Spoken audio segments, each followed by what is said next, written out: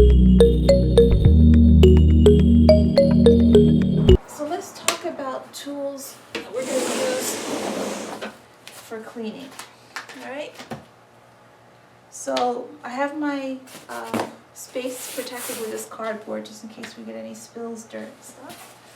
I'm going to use Simple Green as my cleaner degreaser. I have a plastic cleaner to clean the case and all the plastic parts. I have a bunch of rags and gloves.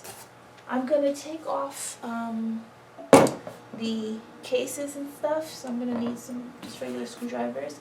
If I decide to take off any screws, I have a magnetic dish, I have some Q-tips, and I have a stiff cleaning brush.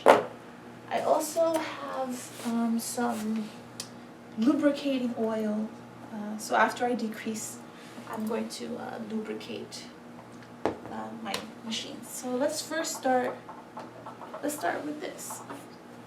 So, put on my gloves.